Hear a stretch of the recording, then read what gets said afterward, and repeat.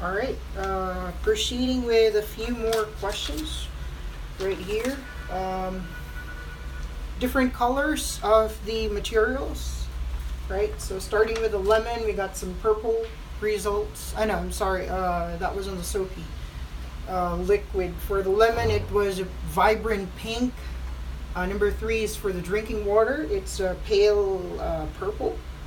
All right, milk, darker purple. Soda is a little bit pinkish purple, right? Somewhere it sits between red violet. And we got some vinegar, which is almost of the same result of the lemon, which is a very vibrant pink. Baking powder sits between the greenish and greenish blue, almost the same as that of baking soda. Tomato juice, I'm not sure if it's really pink, purple, or sits between, but I think it's there, right?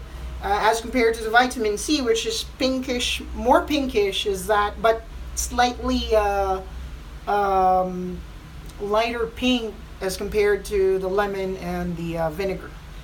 Okay, we got as well the salt dissolved in water, which resulted in our previous result of experiment.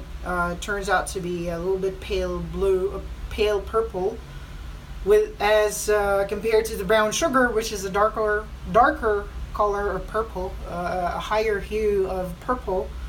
And last was the shampoo, which was almost off the same range. Then the detergent, which is already now very yellowish, as you can see, but turned out very vibrant green as compared to the bleach, which was somewhere around pastel green, right? So those are different colors that was depicted by these household ingredients we were able to mix with our solution right here, which is called an indicator, right? It's an extract taken from the red cabbage from the store. Okay. Question number 16. What is an indicator? Well, the answer there is letter A. An indicator is a solution or a compound, such as this one, that changes color when mixed with an acid or a base. So all of these materials that we are able to run through are called acids or base.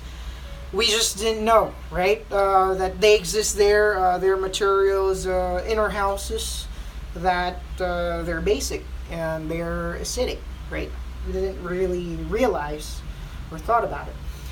Question number 17 is the reaction between the household ingredient and the indicator an example of a reversible acid-base reaction? Well, technically it's a no because I don't really have enough tools to reverse them unless we do have chemical procedures we can reverse these reactions. So, for instance, electrolysis is the decomposition of water's components, which would turn out oxygen and hydrogen, right?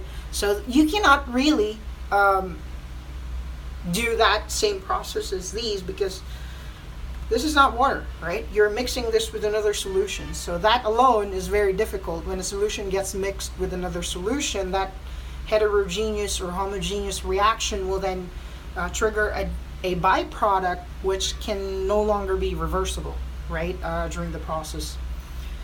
Next question, number 18. What is the similarity between water and the red cabbage juice?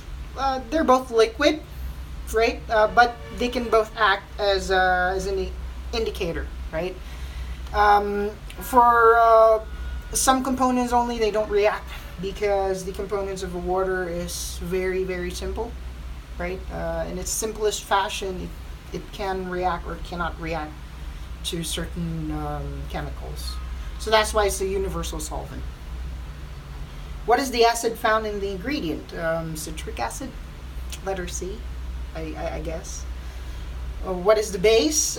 Sodium bicarbonate, which would be the baking soda and baking powder. What is the correct acid-base reaction formula? This is just my guess because I don't really know. I don't even know what these letters and numbers mean. So it's a letter D. I can't even read it. So is 22. It's just a guess. What are the products formed? Letter D, sodium acetate and carbonic acid. Few more questions. 23, I don't know. I honestly don't know. 24, I do not know as well. I guess it will dissolve. Number 25, I literally don't know. I'm very sorry. You can mark me wrong right there.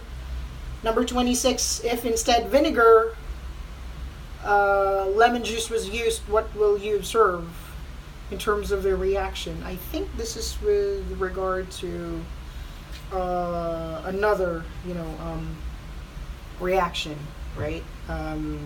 Baking soda. It will bubble because I've been using that one with cleaning ingredients, right? When I'm cleaning my house. And last question, number 27, what is the acid found in the lemon juice? I think we all know it's citric acid. Well, that concludes our first experiment. We have one more to discuss, and that's another set of materials that will be used, and I bet it's very interesting too. Once again, this is Raymart Bello, student number 2017-0045770 for BSBA MIS, activity for week number 10, right? Exercise 003 parts 1 and 2. Ending video in 5, 4, 3, 2, 1.